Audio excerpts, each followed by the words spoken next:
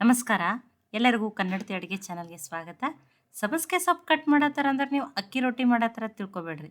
ಸಬ್ಬಸಿಗೆ ಸೊಪ್ಪಿನಿಂದ ನಮ್ಮ ಉತ್ತರ ಕರ್ನಾಟಕದ ಸ್ಪೆಷಲ್ ರೆಸಿಪಿಯನ್ನ ಮಾಡಿ ತೋರಿಸ್ತಾ ಇದ್ದೀನಿ. ಇದನ್ನ ನಾವು ಶ್ರಾವಣದಲ್ಲಿ ಶ್ರಾವಣ ಸೋಮವಾರ ಮಾಡೋದಂತೂ ತುಂಬಾನೇ ಜಾಸ್ತಿ ರೀ. ಅಥವಾ 4 ಶ್ರಾವಣ ಸೋಮವಾರ ಅಂತೂ ಈ ಉತ್ತರ ಕರ್ನಾಟಕದ ಕಡೆ ಈ ರೆಸಿಪಿ ಮಾಡೇ ಮಾಡ್ತೀವಿ. ತುಂಬಾನೇ ಟೇಸ್ಟಿನೂ ಇರ್ತದ, ಹೆಲ್ದಿನೂ ಇರ್ತದ. ಕಡಿಮೆ ಎಣ್ಣೆ ಬಳಸಿನೂ ಮಾಡೋದಿರ್ತದ. ಹಂಗಿತ್ತಂದ್ರೆ ಇದನ್ನ ಹೆಂಗ್ ಮಾಡೋದು ಅಂತ ಹೇಳಿ ನೋಡ್ಕೊಂಬರೋಣ ಬರ್ರಿ. ಇಲ್ಲಿ ನೋಡಿ ನಾನು 1 ಸೂಡ್ ಆಗಷ್ಟು ನಮ್ಮ ಉತ್ತರ ಕರ್ನಾಟಕದ ಕಡೆ ನಾವು ಸೂಡ್ ಅಂತ ಕರಿತೀವಿ. ಕೆಲವೊಬ್ರು ಇದನ್ನ ಕಟ್ ಅಂತ ಕರಿತಿರ್ತಾರೆ. 1 ಕಟ್ ಆಗಷ್ಟು ಸಬ್ಬಸಿಗೆ ಸೊಪ್ಪನ್ನ ತಗೊಂಡಿದ್ದೀನಿ. ಮತ್ತು ತೊಳೆದ್ಬಿಟ್ಟು ತಗೊಂಡಿನಿ. ಆದಷ್ಟು ಎಳೆ ಸಬ್ಬಸಿಗೆ ಸೊಪ್ಪನ್ನ ತಗೋರಿ. ಟೇಸ್ಟ್ ತುಂಬಾನೇ ಚೆನ್ನಾಗಿರ್ತದ. ಮತ್ತು ಈಗ ಬೇಸಿಗೆಗಿಂತ ಮಳೆಗಾಲದಲ್ಲಿ ಎಲ್ಲಾ ರೀತಿ ಸೊಪ್ಪುಗಳು ತುಂಬಾನೇ ಚೆನ್ನಾಗಿ ಸಿಗ್ತಾವ. ಅದಕ್ಕೆ ಈ ಸೊಪ್ಪನ್ನ ಈಗ ಸಣ್ಣದಾಗಿ ಕಟ್ ಮಾಡ್ಕೋತೀನಿ ನೋಡ್ರಿ. ನೋಡಿ. ಸಣ್ಣದಾಗಿ ಕಟ್ ಮಾಡ್ಕೊರಿ ಸೊಪ್ಪನ್ನ. ಅಕ್ಕಿ ರೊಟ್ಟಿ ಅಂತೂ ಸಬ್ಬಸಿಗೆ ಸೊಪ್ಪು ಹಾಕೊಂಡು ಮಾಡ್ಕೊಂಡಿರ್ತೀರಿ. ನಮ್ಮ ಉತ್ತರ ಕರ್ನಾಟಕದ ಸ್ಪೆಷಲ್ ಸಬ್ಬಸಿಗೆ ಸೊಪ್ಪಿನ ಕಡುಬನ್ನು ನೀವು ಇದನ್ನ ಖಂಡಿತನೂ ಟ್ರೈ ಮಾಡಿ ನೋಡ್ರಿ. ನಾನು ಸಬ್ಬಸಿಗೆ ಸೊಪ್ಪಿನ ಕಡುಬನ್ನ ಮಾಡಿ ತೋರಿಸ್ತಾ ಇದ್ದೀನಿ ರೀ. ನೋಡಿ ಆದಷ್ಟು ಅದಕ್ಕನೆ ಎಳೆ ಸೊಪ್ಪು ಇರ್ಬೇಕ್ರಿ, ಟೇಸ್ಟ್ ಚೆನ್ನಾಗಿ ಬರ್ತದ. ಇದಂತೂ ಜವಾರಿ ಸಬ್ಬಸಿಗೆ ಸೊಪ್ಪು ಅದ್ರಿ. ಇದ್ರದ್ದು ವಾಸನೆನೂ ತುಂಬಾನೇ ಇರ್ತದ. ತುಂಬ ಟೇಸ್ಟೂ ಚೆನ್ನಾಗಿರ್ತದ ರೀ. ಮತ್ತು ಇದು ನಮ್ಮ ಹೊಲದಲ್ಲಿ ಬೆಳೆದಿರುವಂಥ ಸಬ್ಬಸಿಗೆ ಸೊಪ್ಪು ರೀ. ಮತ್ತು ನೀವು ಕೇಳಬೇಡ್ರಿ ಹೆಂಗಿತ್ತಂದ್ರೆ ನಮ್ಮ ಹೊಲ ಇಲ್ಲ ನಾವೆಲ್ಲಿಂದ ತರೋದು ಅಂತ ಈ ರೀತಿ ಕೇಳಬೇಡ್ರಿ. ಸೊ ನಾವು ಹೊಲದಲ್ಲಿದೆ ಇತ್ತು ಅಂತ ಹೇಳಿ ಇದು ಮಾಡಿ ತೋರಿಸ್ತಾ ಇದ್ದೀನಿ ರೀ. ನೋಡಿ ಅದು ಸಣ್ಣದಾಗಿ ಕಟ್ ಮಾಡ್ಕೊಂಡಿದ್ದೀನಿ ರೀ ನಾನು ಇದನ್ನು. ಈಗ ಒಂದು ಪಾತ್ರೆಗೆ ನಾನಿಲ್ಲಿ 2 ಬಟ್ಲಾಗಷ್ಟು ಸೋಸಿಟ್ಕೊಂಡಿರುವಂಥ ಜೋಳದ ಹಿಟ್ಟನ್ನು ತಗೊಂಡಿದ್ದೀನಿ ರೀ.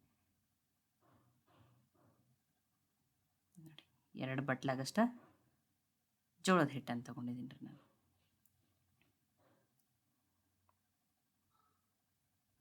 ಇದಕ್ಕೆ ನಾನಿಲ್ಲಿ ರುಚಿಗೆ ತಕ್ಕಷ್ಟು ಉಪ್ಪನ್ನು ಹಾಕ್ತಾ ಇದ್ದೀನಿ. ಒಂದು ಸ್ವಲ್ಪ ಅರಿಶಿನ, ಒಂದು 4 ಟೀ ಸ್ಪೂನ್ ಆಗಷ್ಟು. ಒಂದು 4 ಟೀ ಸ್ಪೂನ್ ಆಗಷ್ಟೇ ಮೆಂತ್ಯ ಕಾಳನ್ನು ಹುರಿದ್ಬಿಟ್ಟು ಪೌಡ್ರನ್ನ ಹಾಕ್ತಾ ಇದ್ದೀನಿ. ಟೇಸ್ಟ್ ಚೆನ್ನಾಗಿ ಬರ್ತದೆ. ಆದಷ್ಟು ಅಡುಗೆಯಲ್ಲಿ ಮೆಂತ್ಯ ಕಾಳಿನ ಪೌಡ್ರನ್ನು ಉಪಯೋಗಿಸ್ರಿ, ಹೆಲ್ತಿಗೂ ಒಳ್ಳೆಯದು. ಒಂದು ಅರ್ಧ ಸ್ಪೂನ್ ಆಗಷ್ಟೇ ಜೀರಿಗೆ ಪುಡಿಯನ್ನು ಹಾಕ್ತಾ ಇದ್ದೀನಿ. ಇದು ಹುರಿದಿರುವ ಜೀರಿಗೆ ಪುಡಿ.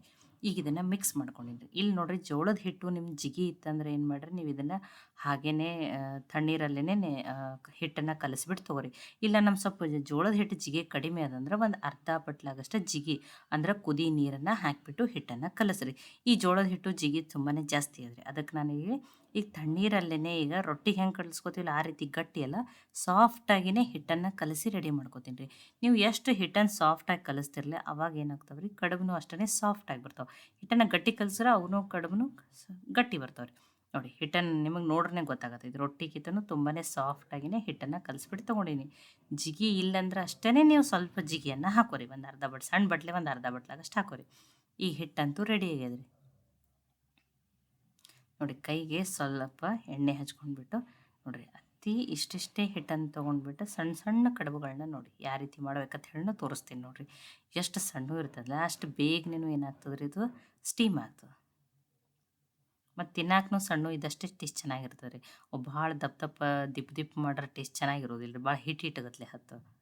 ನೋಡಿ ಇಷ್ಟಿಷ್ಟೇ ಸಣ್ಣ ಮಾಡಿರಿ, ಎಷ್ಟು ಚೆನ್ನಾಗತ್ತ ನೋಡಿರಿ. ನೋಡಿ ಈ ರೀತಿ ಮಾಡ್ಕೋಬೇಕು ನೋಡಿರಿ. ಎರಡನ್ನ ಇನ್ನೊಂದು ಸ್ವಲ್ಪನೂ ಮಾಡಿ ತೋರಿಸ್ತೀನಿ ನೋಡಿರಿ. ನೋಡಿ ಇಷ್ಟಿಷ್ಟನ್ನೇ ಮಾಡಿರಿ. ಅಥವಾ ನಿಮ್ಮ ಮನೇಲಿ ಮಕ್ಕಳಿದ್ರೆ ಅವ್ರಿಗೂ ಏನಾದರೂ ಕಿಚನ್ದಾಗ ಒಂದೊಂದ್ಸಲ ನಾವು ಬ್ಯಾಡ್ ಅಂದಾಗೂ ಅವ್ರು ಮಾಡ್ತಿರ್ತಾರಲ್ಲ, ಅವ್ರಿಗೂ ಏನು ಮಾಡಿರಿ ಈ ರೀತಿ ಮಾಡಿ ತೋರಿಸಿ ಅವ್ರಿಗೂ ಸ್ವಲ್ಪ ಸ್ವಲ್ಪ ಮಾಡಕ್ಕೆ ಹಚ್ಚಿರಿ. ಅವಾಗ ಅವ್ರಿಗೂ ಇಂಟ್ರೆಸ್ಟ್ ಬರ್ತದೆ. ನೋಡಿ ಈ ರೀತಿ ಚಿಕ್ಕ ಚಿಕ್ಕದನ್ನು ಮಾಡಿ ಈ ರೀತಿ ಮಾಡ್ಬೇಕು ನೋಡಿರಿ. ಈಗ ಒಮ್ಮೆಲೆ ಇನ್ನೊಂದು ಸ್ವಲ್ಪನ ರೆಡಿ ಮಾಡ್ಕೋತೀನಿ ರೀ. ನೋಡಿ ಈ ರೀತಿ ಫಸ್ಟ್ ಇಷ್ಟು ಸ್ವಲ್ಪ ಹಿಟ್ಟಿಂದ ಈ ರೀತಿ ರೆಡಿ ಮಾಡ್ಕೊಂಡೀನಿ ರೀ. ಇನ್ನೂ ಹಿಟ್ಟೂ ಉಳ್ದದ್ರಿ. ಇದನ್ನು ಫಸ್ಟ್ ಬ್ಯಾಚನ್ನು ಅಂದ್ರೆ ಫಸ್ಟ್ ಇದು ಏನು ಮಾಡ್ಕೊಂಡಿರ್ತೀವಲ್ಲ ಇದನ್ನು ಹಾಕ್ಬೇಕು ರೀ.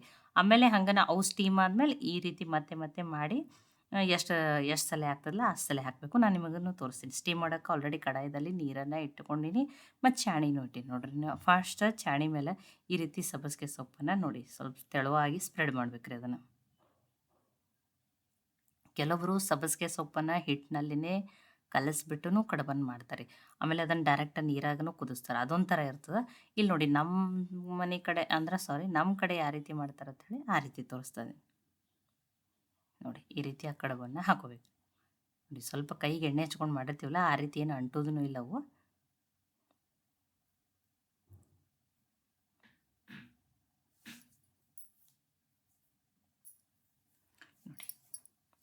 ಈ ರೀತಿ ಇದನ್ನು ತೆಳುವಾಗಿ ಏನು ಮಾಡ್ಕೋಬೇಕ್ರಿ ಹಾಕೋಬೇಕ್ರಿ ಅವು ಕಡುಬುಗಳು. ಇಲ್ಲಿ ನೋಡಿ ಸ್ವಲ್ಪ ಮಿಕ್ಸಿಯಲ್ಲಿ ನಾನು ಶೇಂಗಾ ಚಟ್ನಿಯನ್ನು ಮಾಡ್ಕೊಂಡಿದ್ದೀನಿ ಫ್ರೆಶ್ ಆಗಿ. ಈ ಶೇಂಗಾ ಚಟ್ನಿ ಪುಡಿ ಇರ್ತದಲ್ರಿ ಅದನ್ನು. ಅದು ಒಳ್ಳಾಗ ಮಾಡಿದ್ದೇನಿರ್ತದೆ ಸ್ವಲ್ಪ ದಪ್ಪ ಇರ್ತದೆ ಮತ್ತು ಭಾಳ ಉಂಡೆ ಉಂಡೆ ಇರ್ತದೆ. ಅದು ನೀಟಾಗಿ ಇದ್ರ ಮೇಲೆ ಕೋಟ್ ಆಗಲ್ರಿ. ಅದಕ್ಕೆ ಸ್ವಲ್ಪ ಸಣ್ಣದಿದ್ದು ಮಿಕ್ಸಿಯಲ್ಲಿ ಈ ರೀತಿ ಮಾಡ್ಕೊಂಡ್ರೆ ಚೆನ್ನಾಗಿರ್ತದೆ ರೀ. ಮತ್ತು ಒಂದು ಮೇಲೆ ಇನ್ನೊಂದು ಸ್ವಲ್ಪ ಸಬ್ಬಸ್ಗೆ ಸೊಪ್ಪನ್ನು ಈ ರೀತಿ, ಇಲ್ಲ ನಿಮ್ಗೆ ಖಾರ ಇಷ್ಟ ಅಂದ್ರೆ ನೀವು ಶೇಂಗಾ ಚಟ್ನಿ ಕಡಿಮೆ ಜಾಸ್ತಿ ನೋಡಿ ಹಾಕೋರಿ. ಈಗ ಇದನ್ನು ಮೀಡಿಯಮ್ ಫ್ಲೇಮ್ದಲ್ಲಿಟ್ಟನೆ ಸ್ಟೀಮ್ ಮಾಡೋದ್ರಿ ಒಂದು 5 ನಿಮಿಷ. ನೋಡಿ 5 ನಿಮಿಷ ಆದ್ಮೇಲೆ ನೋಡಿರಿ ಅವೆಲ್ಲನೂ ಏನಾಗಿರ್ತಾವೆ ಸ್ಟೀಮಾಗಿ ಕಡುಬು ಕುದಿರ್ತಾವೆ ರೀ. ಸೇಮ್ ಮತ್ತೇನು ಮಾಡ್ಬೇಕ್ರಿ ನೋಡಿರಿ ಈ ರೀತಿ ಕಡುಬು, ಆಮೇಲೆ ಶೇಂಗಾ ಚಟ್ನಿ ಮತ್ತು ಸಬ್ಬಸ್ಗೆ ಸೊಪ್ಪನ್ನು ಈ ರೀತಿ ನಾನು ನಿಮಗೆ 2 ಸಲನೇ ಅಷ್ಟೇ ಮಾಡಿ ತೋರಿಸಿದ್ದೀನಿ. ಈಗ ಉಳಿದಿರೋ ಹಿಟ್ಟನ್ನು ಇನ್ನೊಂದು ಸೆಟ್ ಆಗ್ತದೆ ರೀ, ಅದನ್ನು ಇದೇ ರೀತಿನೇ ಮಾಡ್ಕೊತೀನಿ ರೀ ನಾನು. ನೋಡಿ ಈ ರೀತಿ ಕಡುಬು ಹಾಕೊಳ್ಳೋದು, ಅದ್ರ ಮೇಲೆ ಶೇಂಗಾ ಚಟ್ನಿ ಪೌಡ್ರ್ ಹಾಕೊಳ್ಳೋದ್ರಿ, ಆಮೇಲೆ ಮತ್ತು ಸಬ್ಬಸ್ಗೆ ಸೊಪ್ಪನ್ನು ಹಾಕೋದು. ಒಟ್ಟು ಶೇಂಗಾ ಚಟ್ನಿ ಖಾರ ನೋಡಿರಿ ನಿಮ್ಗೆ ಎಷ್ಟು ಬೇಕೋ ಎಷ್ಟು ಇಷ್ಟನೋ ಆ ರೀತಿ ಹಾಕೋರಿ. ನಮಗಂತೂ ಸ್ವಲ್ಪ ಖಾರ ಇಷ್ಟ ಆಗ್ತೈತಿ ಇದು ಈ ರೀತಿ ಕಡುಬಿನಲ್ಲಿ, ಅದಕ್ಕೆ ನಾನು ಸ್ವಲ್ಪ ಶೇಂಗಾ ಚಟ್ನಿ ಪೌಡ್ರ್ ಜಾಸ್ತಿನೇ ಹಾಕೀನಿ ರೀ. ನೋಡಿ ಇನ್ನೊಂದು ಬ್ಯಾಚನ್ನು ಹಾಕಿದ ಮೇಲೇ ಈ ರೀತಿ ನೋಡಿ ಎಲ್ಲನೂ ಹಿಟ್ಟು ಖಾಲಿ ಆಗ್ಯದ್ರಿ. ಈಗಿಷ್ಟು ನೋಡಿರಿ ಕಡುಬು ಎಲ್ಲ ನೀಟಾಗಿ ಸ್ಟೀಮ್ ಆಗ್ಯಾವ್ರಿ. ಈಗೆಲ್ಲ ಕಡುಬು ಕುದ್ದಾವ. ಇಲ್ಲಿ ನಾನು 1 ಗಡ್ಡೆ ಬೆಳ್ಳುಳ್ಳಿ, ಒಂದು 9ರಿಂದ 10 ಬೆಳ್ಳುಳ್ಳಿ ಹೆಸಳನ್ನು ಕುಟ್ಟಿ ಹಾಕ್ತಾಯಿದ್ದೀನಿ. ಇದಕ್ಕೆ ಬೆಳ್ಳುಳ್ಳಿ ಇದ್ದರೆ ಟೇಸ್ಟ್ ತುಂಬಾ ಚೆನ್ನಾಗಿ ಬರ್ತವೆ. ಒಬ್ಬರು ಹಸಿ ಬೆಳ್ಳುಳ್ಳಿ ಎಣ್ಣೆ ಹಾಕಿ ಹಂಗಾನೆ ಕಲಿಸ್ಬಿಟ್ಟೇ ಸರ್ವ್ ಮಾಡ್ತಾರೆ. ನಾನೇನು ಮಾಡ್ತೀನಿ ಸ್ವಲ್ಪ ಈ ರೀತಿ ಬೆಳ್ಳುಳ್ಳಿ ಹಾಕಿ ಅದ್ರ ಮೇಲೆ ಒಂದು ಸ್ವಲ್ಪ ಎಣ್ಣೆ ಮತ್ತು ಇನ್ನೊಂದು ಸ್ವಲ್ಪ ಈ ರೀತಿ ನೋಡಿರಿ ಇನ್ನೊಂದು ಒಂದು 2 ಸ್ಪೂನ್ ಆಗಷ್ಟು ಅಷ್ಟೇ ಎಣ್ಣೆ ಹಾಕ್ಕೊಂಡು ಮತ್ತು ಇದನ್ನು ಮುಚ್ಚಿ ಇನ್ನೊಂದು 2 ನಿಮಿಷ ಸ್ಟೀಮ್ ಮಾಡ್ಕೊತೀನಿ ರೀ. ಆ ಬೆಳ್ಳುಳ್ಳಿನ ಸ್ವಲ್ಪ ಸ್ಟೀಮ್ ಆದರೆ ಟೇಸ್ಟ್ ಚೆನ್ನಾಗಿ ಬರ್ತದೆ ರೀ. ಒಬ್ಬರಿಗೆ ಹಸಿದು ಇಷ್ಟ ಆಗಲ್ಲ. ಇಲ್ಲ ನಿಮ್ಗೆ ಹಸಿದು ಇಷ್ಟ ಅಂದ್ರೆ ನೀವು ಹಾಗೇ ಹಸಿದನ್ನು ಹಾಕಿ ಎಣ್ಣೆ ಹಾಕಿ ಕಲಿಸ್ಬಿಟ್ಟು ಸರ್ವ್ ಮಾಡ್ಬೋದು. ನಾನು 2 ನಿಮಿಷ ಆಗಷ್ಟೇ ಮಸ್ತ್ ನೋಡಿರಿ ಸ್ಟೀಮ್ ಮಾಡ್ಕೊಂಡೀನಿ. ಕಡುಬೆಲ್ಲನೂ ಚೆನ್ನಾಗಿ ಕುದ್ದವು ನೋಡಿ. ನೋಡಿ ಎಲ್ಲ ನೀಟಾಗಿ ಮಿಕ್ಸ್ ಆಗಿದೆ ರೀ. ಈಗ ಪ್ಲೇಟಿಗೆ ಹಾಕೊಳ್ಳೋಣ ರೀ. ನಮ್ಮ ಕಡೆ ಅಂತೂ ಉತ್ತರ ಕರ್ನಾಟಕದ ಕಡೆ ಶ್ರಾವಣ ಸೋಮವಾರ ರೊಟ್ಟಿ ಮಾಡೋದಿಲ್ಲ ರೀ, ಅಥವಾ ರೊಟ್ಟಿ ತಟ್ಟೋದಿಲ್ಲ. ಈ ರೀತಿ ಬೇಳೆನ ಕಡುಬು ಅಥವಾ ಸಬ್ಬಸ್ಗೆ ಸೊಪ್ಪಿನ ಕಡುಬು ಮಾಡೋದೇ ಜಾಸ್ತಿ ರೀ. ನೋಡಿ ಎಷ್ಟು ಕಲರ್ಫುಲ್ಲಾಗಿ ಎಷ್ಟು ಟೇಸ್ಟಿಯಾಗಿ ನೋಡಿರಿ ಎಷ್ಟು ಚೆನ್ನಾಗಿ ಕಾಣತ್ತವೆ ನೋಡ್ರಿ. ಮತ್ತು ಇವನ್ನ ಆದಷ್ಟು ಬಿಸಿ ಬಿಸಿ ತಿನ್ಬೇಕು ರೀ. ಬಿಸಿ ಬಿಸಿ ಟೇಸ್ಟ್ ತುಂಬಾ ಚೆನ್ನಾಗಿರ್ತದೆ ರೀ ಇದನ್ನು. ಇಲ್ಲ ನೋಡಿ ನಾನು ನಂಗೆ ಇನ್ನೊಂದು ಸ್ವಲ್ಪ ಶೇಂಗಾ ಚಟ್ನಿ ಇಷ್ಟ ಅಂತೇಳಿ ಇನ್ನೊಂದು ಸ್ವಲ್ಪ ಶೇಂಗಾ ಚಟ್ನಿನೂ ಹಾಕ್ಕೊಂಡೀನಿ. ಶೇಂಗಾ ಚಟ್ನಿ ಪೌಡ್ರು ಏನು ಅಂತ ಪರಿ ಏನು ಖಾರ ಇಲ್ಲ, ಅದಕ್ಕೆ ಇನ್ನೊಂದು ಸ್ವಲ್ಪ. ಇಲ್ಲಾಂದ್ರೆ ನೀವು ಬಿಸಿ ಬಿಸಿ ಇದ್ರ ಮೇಲೆ ತುಪ್ಪ ಹಾಕ್ಕೊಂಡ್ಬಿಟ್ಟು ತಿನ್ಬೋದು. ತುಂಬಾ ಟೇಸ್ಟಿಯಾಗಿರ್ತದೆ ರೀ. ನೋಡಿ ಎಷ್ಟು ಚೆನ್ನಾಗಿ ಎಷ್ಟು ಕಲರ್ಫುಲ್ಲಾಗಿ ನೋಡ್ರೇ ತಿನ್ಬೇಕು ಅನ್ಸಕತ್ತದ ಬಿಸಿ ಬಿಸಿನೇ ನೋಡಿ. ಇನ್ನು ಅಥವಾ ನೋಡಿ ನಾನು ನಿಮ್ಗೆ ತೋರಿಸ್ತೀನಿ. ಈ ರೀತಿ ನೀವು ಬಿಸಿ ಬಿಸಿ ತುಪ್ಪ ಹಾಕ್ಕೊಂಡು ತಿನ್ನಿರಿ ನಡೀತದೆ. ಇಲ್ಲ ನಮ್ಗೆ ಎಣ್ಣೆ ಬೆಳ್ಳುಳ್ಳಿ ಅಷ್ಟೇ ಸಾಕಂದ್ರೆ ಅದೇ ರೀತಿಯೇ ನೀವು ತಿನ್ಬೋದು. ನೋಡಿ ನಾನು ನಿಮಗೆ ಕಡುಬು ನೋಡಿರಿ ಎಷ್ಟು ಸಣ್ಣ ಇರ್ತಾವಲ್ಲ ಎಷ್ಟು ಚೆನ್ನಾಗಿ ನೋಡಿರಿ ಕುದ್ದಿರ್ತಾವೆ ತೋರಿಸ್ತೀನಿ ನೋಡಿ. ಬೇಗನೆ ಏನಾಗಿರ್ತಾವೆ ಸ್ಟೀಮ್ ಆಗಿಬಿಟ್ಟಿರ್ತಾವೆ ರೀ. ನೋಡಿ ಎಷ್ಟು ಚೆನ್ನಾಗಿ ಕುದ್ದಾವೆ ನೋಡಿ. ಇನ್ನೊಂದನ್ನು ತೋರಿಸ್ತೀನಿ ನೋಡಿರಿ. ಮತ್ತು ಎಷ್ಟು ಹಿಟ್ಟು ಮೆತ್ತಗೆ ಕಲಿಸ್ತೀವಲ್ಲ ಅಷ್ಟು ಕಡುಬು ಸಾಫ್ಟ್ ಆಗಿರ್ತಾವೆ ನೋಡಿರಿ. ಎಷ್ಟು ಸಾಫ್ಟ್ ಆಗ್ಯಾವ ನೋಡಿರಿ. ನೋಡಿ ಬಿಸಿ ಬಿಸಿ ಟೇಸ್ಟಿಯಾಗಿರುವಂಥ ಸಬ್ಬಸ್ಗೆ. ಇಲ್ಲ ಮಕ್ಕಳಿಗೆ ಅಂದ್ರೆ ನೀವು ಏನು ಮಾಡಿರಿ ನೋಡಿ ಈ ರೀತಿ ಫೋರ್ಕನ್ನು ಕೊಡ್ರಿ ಮತ್ತು ಸ್ವಲ್ಪ ಸಾಸನ್ನು ಕೊಡ್ರಿ. ಫೋರ್ಕ್ ಈ ರೀತಿ ಸಾಸ್ ಜೊತೆನೂ ಡಿಪ್ ಮಾಡಿಕೊಂಡು ಈ ಸಬ್ಬಸ್ಗೆ ಸೊಪ್ಪು ಕಡುಬನ್ನು ತಿನ್ಬೋದು. ಬಿಸಿ ಬಿಸಿ ಟೇಸ್ಟಿಯಾಗಿರುವಂಥ ಸಬ್ಬಸ್ಗೆ ಸೊಪ್ಪಿನ ಕಡುಬಿನ ರೆಸಿಪಿ ನಿಮಗೆ ಇಷ್ಟ ಆಗಿದ್ರೆ ಲೈಕ್ ಮಾಡಿ, ಶೇರ್ ಮಾಡಿ, ಕಮೆಂಟ್ ಮಾಡಿರಿ. ಖಂಡಿತನೂ ಟ್ರೈ ಮಾಡಿ ನನಗೆ ಹೆಂಗೆ ಬಂದಿತ್ತು ಅಂತ ತಿಳಿಸ್ರಿ. ಈ ಶ್ರಾವಣದಲ್ಲಿ ಅಂತೂ ಈ ಸಬ್ಬಸ್ಗೆ ಸೊಪ್ಪಿನ ಕಡುಬ ಖಂಡಿತ ಟ್ರೈ ಮಾಡಿರಿ. ಮತ್ತೆ ಒಳ್ಳೆ ಒಳ್ಳೆ ರೆಸಿಪಿ ಜೊತೆ ಸಿಗೋಣ. ಎಲ್ಲರಿಗೂ ಧನ್ಯವಾದಗಳು. ಇನ್ನೂ ನೀವು ಕನ್ನಡತಿ ಅಡುಗೆ ಚಾನಲನ್ನು ಸಬ್ಸ್ಕ್ರೈಬ್ ಮಾಡಿದ್ದಿಲ್ಲ ಅಂದರೆ ಸಬ್ಸ್ಕ್ರೈಬ್ ಮಾಡಿ, ಬೆಲ್ ಐಕಾನ್ ಪ್ರೆಸ್ ಮಾಡೋದನ್ನು ಮರಿಬೇಡಿ.